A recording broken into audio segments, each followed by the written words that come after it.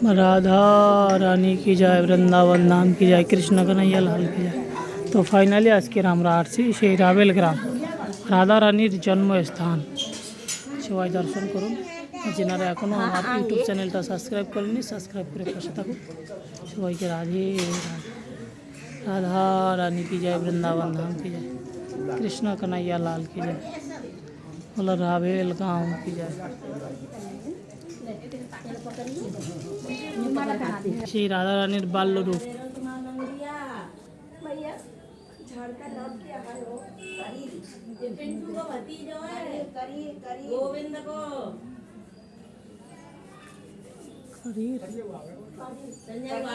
करील टैटी, करील भी बोलते हैं, टैटी भी बोलते हैं।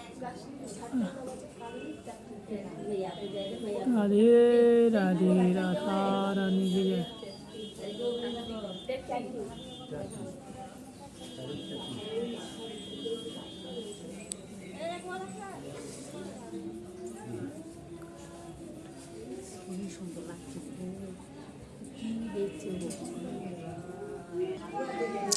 राधा रानी की जय, वृंदावन धाम की जय, कृष्ण कन्हैया लाल की जय। राधे राधे। कि তোমরা এসেছো? হ্যাঁ,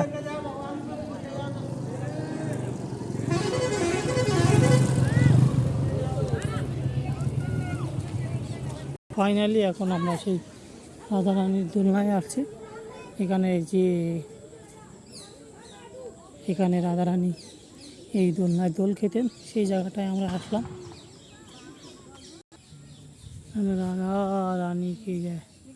এখন ফাইনালি আমরা সেই রাধা রানীর যেখানে ঝুলনা, সেই ঝুলনাতে আসছি।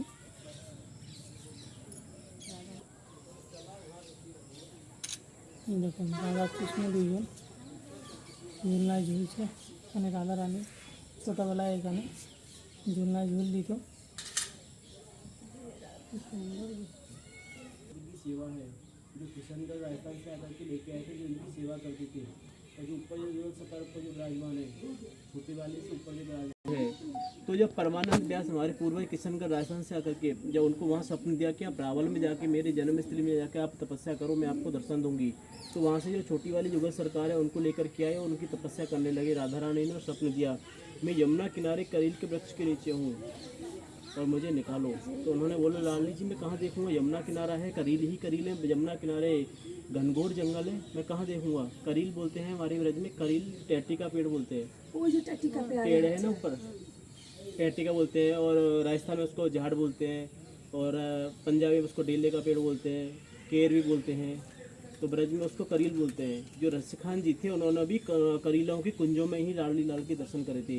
जो रसका समाधियाँ जो रमण रीति में बनी हुई है, तो उनको उन्होंने बोला कि लाली जी मैं कहाँ देखूंगा, यमुना किनारा है, घनघोर जंगल है। तो उन्होंने बोला मैं उस जगह विराजमान हूँ जहाँ श्यामा गाय आएगी और अपने चारों से दूध डाल के उस जगह अभिषेक करेगी और परिक्रमा करके वह गाय चली जाएगी। उस गाय को मालूम था कि जहाँ मेरे प्रिया प्रीतम विराजमान है, उसका नित्य नियम था आकर के वहाँ अभिषेक करना और परिक्रमा करके चले जाना। पर प्रभु जी ने कभी ऐसा ध्यान नहीं दिया। जब राधा रानी ने स्वप्न तो उनको याद आया कि हाँ यहाँ आके गाय डेली करती है।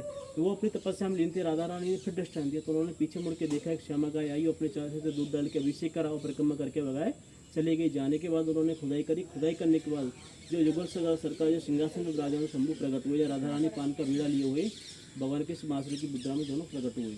फिर इनका मंदिर बनाया गया। मंदिर बनाने के बाद वही जिस वृक्ष से प्रकट हुए, तो वो तो जमुना जी विसर्जित कर दिया कि वो उखड़ गया था युगल सरकार निकालने के समय।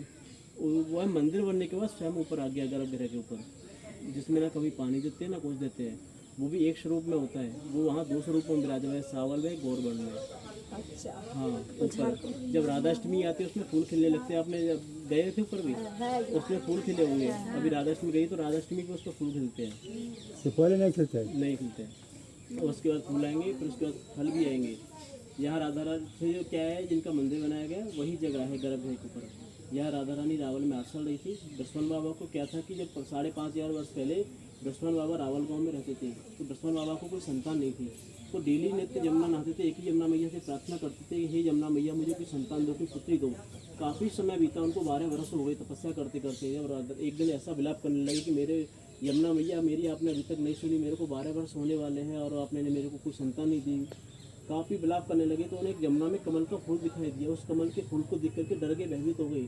ये है तो कमल, इसमें अनंत कोटि किरणें क्यों निकल रही है? जैसे सोने के दलदल की तरह वह कमल चमक रहा था, जैसे हजारों चंद्रमा सूर्य इसमें डाल दिए गए हों।